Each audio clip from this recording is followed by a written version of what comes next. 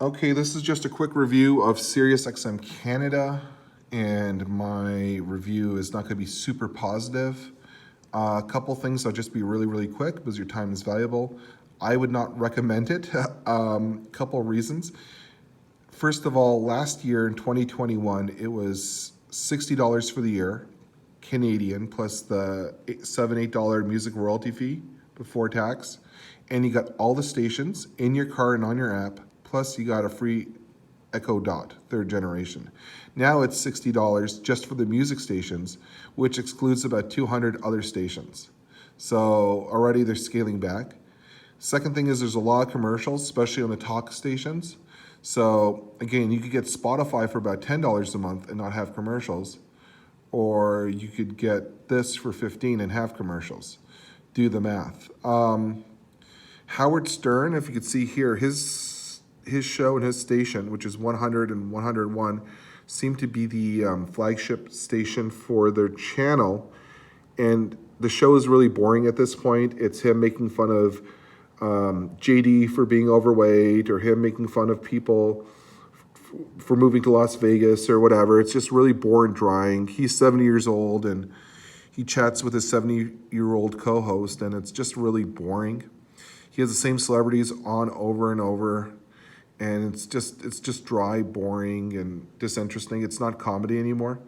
He's also only on 100 episodes a year, and a lot of that is filler, right? So I don't recommend it. Hits One, I find, is the same 10, 15 songs over and over again. It's nothing.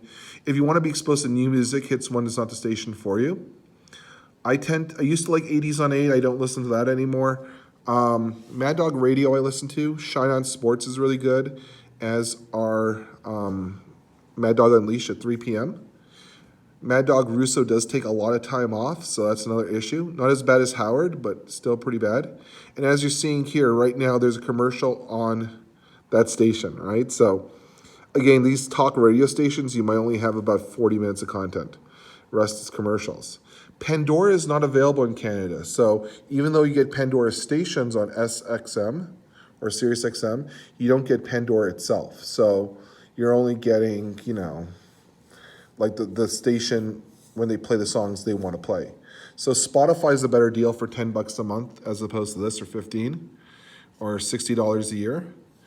Another issue I have with SXM is if you play it on your Echo or Echo Dot, a lot of times it's down. So while you can play music on your Echo for Spotify, or you play CBC News or whatever, if you ask it to play a SiriusXM channel, it will say that service is not available at the moment. So for whatever reason, if you listen through your Alexa, it's not going to deliver.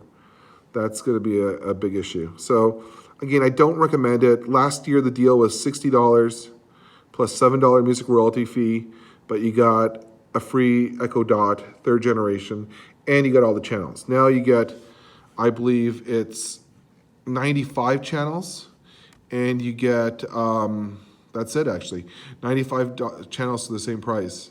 So I don't recommend it. And really, right now this platform is going toward podcasting because they don't want to pay people to come into the station. So the content gets smaller and smaller. And when they fire people, they don't tend to rehire new ones. So I'm not really sure what you're really getting there. Again, Adam Shine's show is pretty good, I find, and Mad Dog Sports Radio is decent. But, sports are a visual medium. Like, how much radio can you listen to? I personally would not bother. So that's my point of view. If the price comes down and they throw in an Echo, then maybe. But right now, not interested. And just one other thing, you could get a free trial for about a month if you go to SXM. And I think you look up free trial. You might have to search for it. But you could find maybe a free trial. But again, I'm not sure. It seems like a pretty outdated medium. Unless you have it in your car already, I don't know why you would subscribe to it.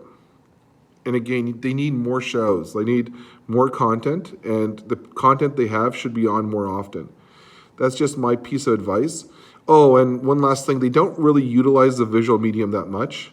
You might see some clips from the radio show or the podcast, but you don't see the entire show. and shows disappear after a couple of days. So if you want to listen to, say, Mad Dog Unleashed from 2 weeks ago, it won't be on there. One last thing, if you're a fan of the old Howard Stern, the show is really much different, and the classic episodes have a lot of stuff removed. So if you want to hear something involving Artie Lang or something involved with getting girls to do to come off the street and play a game, all those clips are no longer being shown on their 101 broadcast. They also don't have Howard 100 News anymore, and they don't have Artie Lang. It's not a comedy show. It's just two senior citizens gabbing about their upper middle class problems, right? So don't recommend it. Don't get it. If you consider getting it, try to get it for $60 a year plus with all the channels, not just some of the channels, and good luck to you.